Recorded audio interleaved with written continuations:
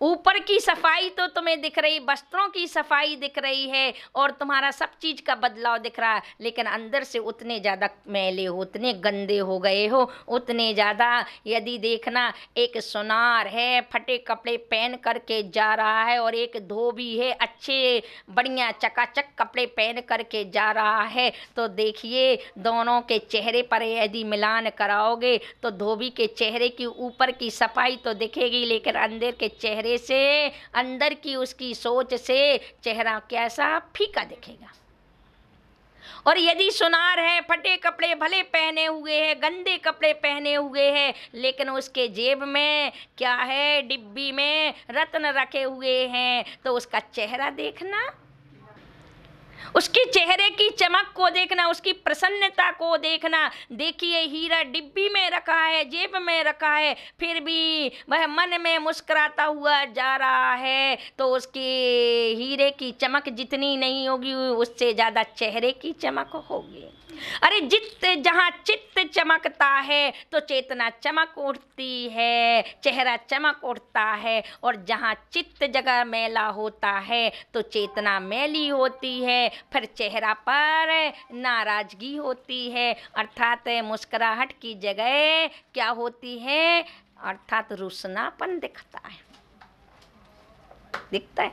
तो आज हमें अपने चित्त को मांझना है। यदि चित्त मंझ जाएगा तो भावना भाना है। हमने आपको पहले मेरी भावना में कहा था कि सुखी रहे सब जीव जगत में, कोई कभी ना घबरावे, बैर पाप अभिमान छोड़ नित्य नए मंगल गावे, घर घर चर्चा रहे धर्म की, दुष्कृत दुष्कर हो जावे, ज्ञान चरित उन्नति कर अपना मनुष्य जन्म सब फल पावे। ये आपकी भावना है, ये सम्यक दृष्टि की भावना है। सम्यक दृष्टि यदि बनना है, अगर तीर्थंकर पद प्राप्त करना है, तो अपने छोटे छोटे विचारों को नष्ट करिए, अर्थात अपने छोटे छोटे विचार जो तुच्छ विचार हैं, कसायों के विचार हैं, उन विचारों को समन करके उदार विचार बनाइए, उत्कृष्ट विचार बनाइए। अर्थात तीर्थंकर पद प्राप्त करने के लिए मात्र एक ही भावना मूल कही गई है। क्या है मूल में? मूल भावना सर्वे भवन्तु सुखम, सर्वे भवन्तु सुखना, सर्वे सन्तु निरामया, सुखी रहे सब जीव जगत के। इतनी पवित्र भावना, बस भावना। मात्र तीर्थंकर प्रकृति के लिए सबसे मूल भावना है मित्रता की भावना। मूल भावना है कि प्रत्येक संसार का प्राणी सुखी रहे।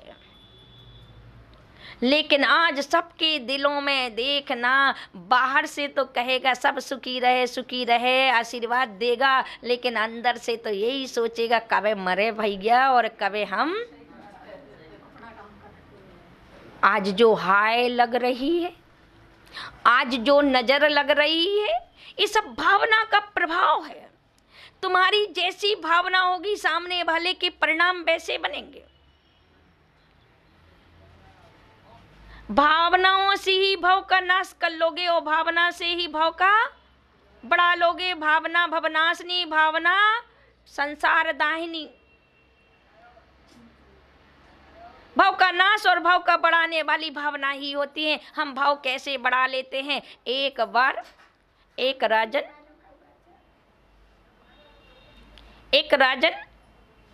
अपने नगर के प्रजाजन को देखने जा रहा था। अर्थात राजा की भावना प्रशस्त थी।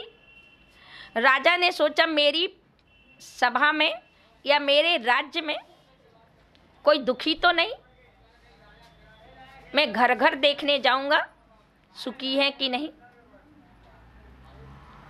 ऐसा सोच करके राजा घोड़े की सवारी से सब की दुकानों पर गया।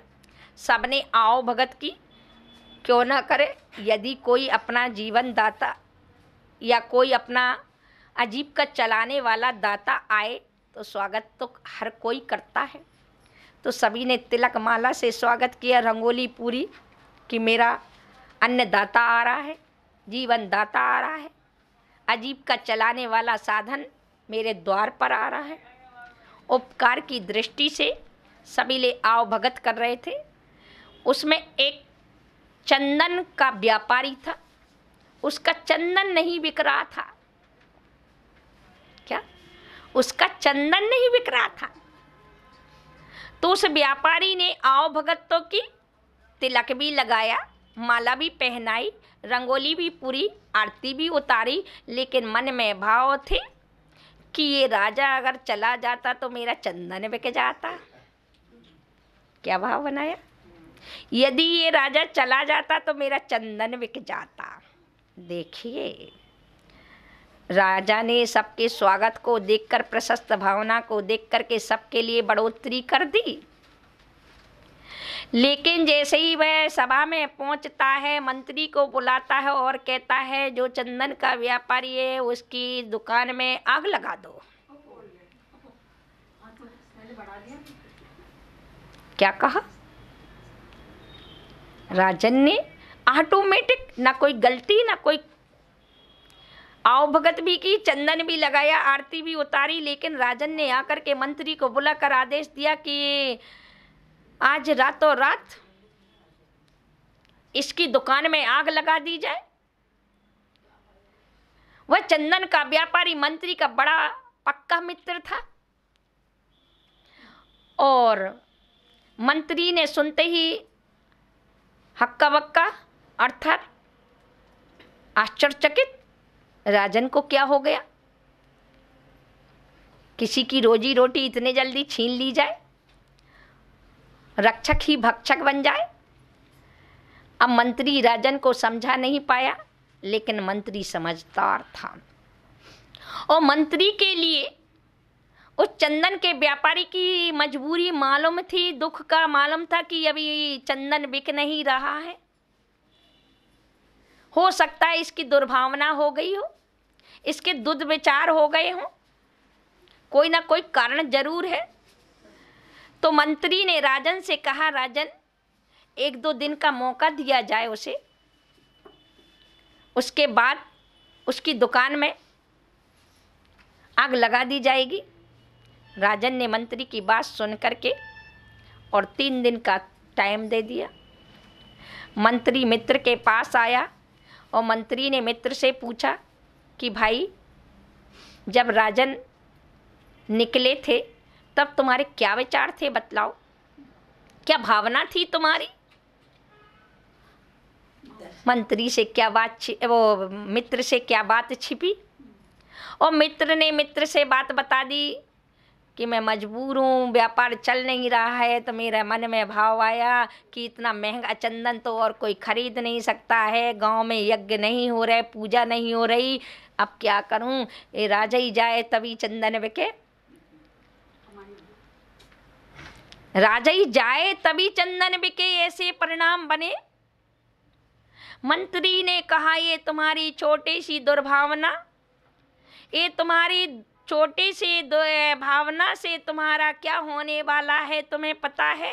तुम्हारे इस दुकान में आग लगने वाली है 3 दिन बाद। अब भावना भाव कि ये तुम्हारा रक्षक है, ये जितने दिन तक रहे उतना ज़्यादा हमारा, और उसने भावना भाई कि राजन हमेशा सुखी रहे, राजन की ये मेरी आयु राजन को लग जाए। 3 दिन भावना भाता रहा और चौथे दिन पुनः मंत्री ने उपाय किया कि राजन आज पुनः चले अपन प्रजा की रक्षा के लिए, प्रजा की खुशी देखने के लिए। फिर पुनः राजन आया, सभी आओ भगत की, फिर वहीं उस चंदन वाले के यहाँ पहुँचे। आज प्रशस्त भावना, पवित्र भावना को देखते ही राजन पुनः आया और मंत्री से कहा कि अब इसकी दुकान में आग नहीं, इसका पूरा चंदन ले खरीद करके और एक चंदन का बगीचा लगाओ। देखिए 3 दिन की पवित्र भावना से देखिए,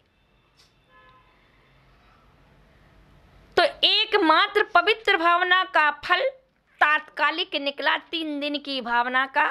तो आज हमारी भावनाएं जो क्षुद्र होती जा रही, आज हमारी जो भावनाएं, हमारा जो मन मैला हो रहा, ऊपर से हम यानी कि साफ हो रहे, ऊपर से सज धज रहे, लेकिन अंदर से उतने ज़्यादा काले होते जा रहे। घर में देखना, जिस घर में आज अपन को स्वर्ग जैसे रहना है, उस घर में नरकों जैसे रह रहे हैं। कारण भाव प्रदूषित हैं, एक दूसरे के काटने वाले भाव हैं, एक दूसरे को गिराने वाले भाव हैं। तो आज आप सब सोच रहे कि ऊपर की सफाई, ओल्ड एज गोल्ड, ये सब जगह मत लगा लेना, क्योंकि दवाइयों के उस पर लिखा रहता है, क्या लिखा रहता है, इसकी अगर डेट निकल गई तो ये रिएक्शन कर जाएगी। क्या लिखी रहती, डेट निकल गई तो रिएक्शन कर जाएगी। ऐसे ही तुम्हारे सब चीज की न्यू कर लिया, लेकिन विचारों को ओल्ड रखे रहोगे तो ये अगर डेट निकल जाएगी तो ये विचार तुम्हें रिएक्शन कर जाएंगे। रोग शमन की जगह तुम्हारे लिए रोगी बना देंगे। यदि तुमने ये विचार आपने अपने पवित्र नहीं रखे तो ये नियम से सोच लेना, ये विचार तुम्हें नरक को निगोद ले जाएंगे। मनुष्य पद छुड़वा करके तुम्हें नारकी बना देंगे, तुम्हें तिर्यंच बना देंगे। इसलिए अगर तिर्यंच और नारकी बनना है तो अपने इन विचारों को चेंज नहीं करना है, और यदि बनना नहीं तो अपने विचारों को चेंज करें।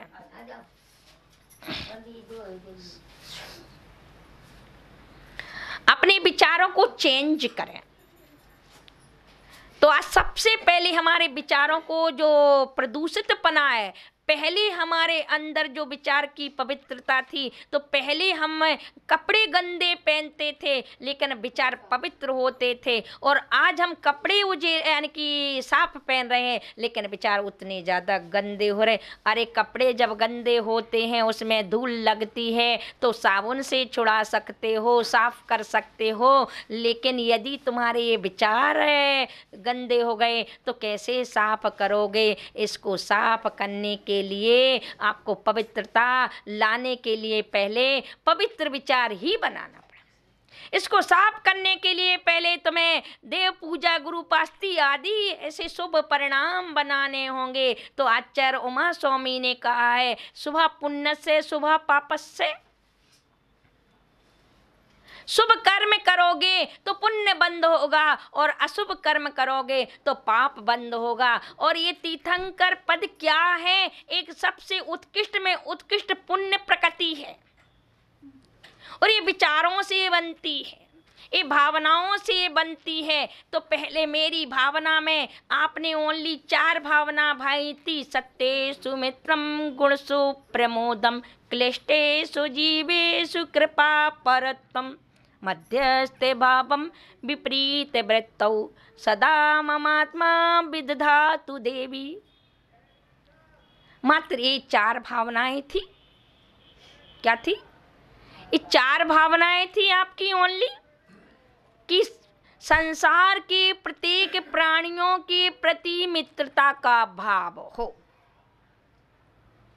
यदि आपके ऐसे विचार होंगे कि संसार में कितने भी जितने भी प्राणी हैं उनसे बैर कभी ना हो, मित्रता रहे, ऐसा यदि, क्योंकि मित्रता एक ऐसा कवच है, एक कवच पहन करके कहीं भी जाओगे, नरकों में भी जाओगे तो तुम शायद वहाँ पर भी सुखी रहोगे।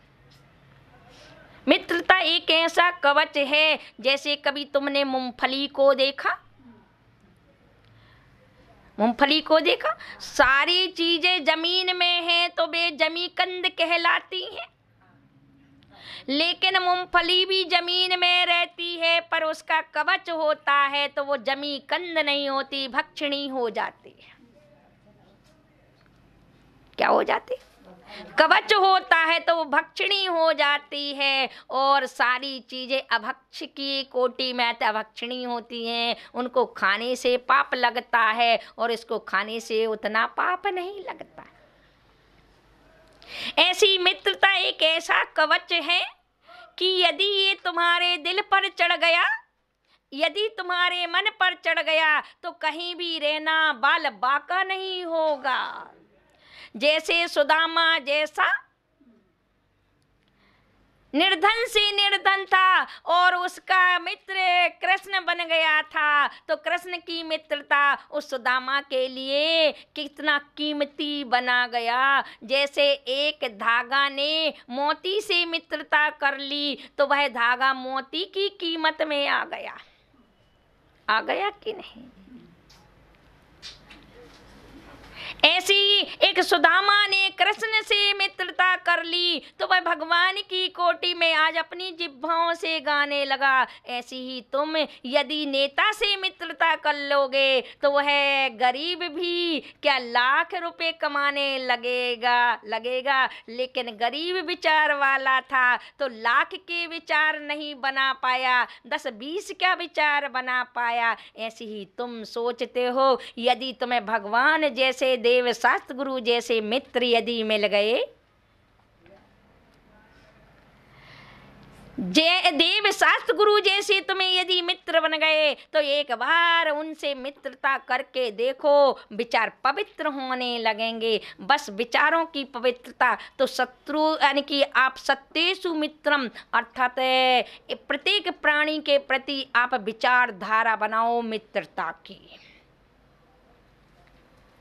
क्योंकि मित्रता वह कवच है जो तुम्हारी हर जगह पर रक्षा करता है। मित्रता एक ऐसी चीज है कि तुम्हें हर भाव में साथ देगा। एक बार मित्रता करके तो देखो, यदि किसी जानवर से भी तुम मित्रता कर लोगे तो भाव भाव में साथ देगा। देखिए एकमात्र पारसनाथ के जीव ने नाग नागनी को नमोकार मंत्र सुनाया, नाग नागनी ने मित्रता कर ली भगवान से, तो वो देखो यानी उपसर्ग के समय पर भी क्या छत्र के रूप में खड़ा हो गया क्या? ऐसे ही तुम्हारी किसी से भी मित्रता क्यों ना हो जाए, यदि एक बार मित्रता कर लोगे तो वो जन्म जन्म तक निभाएगा, ये फाइनल है। इसलिए प्रत्येक प्राणी से मित्रता का भाव रखो। एक बार एक व्यक्ति जंगल से गुजर रहा था और जंगल से गुजरते समय उसने एक पेड़ के पास पहुंचा और पेड़ के पास पहुंचते ही उसने उस पेड़ से अपनी व्यथा सुना दी।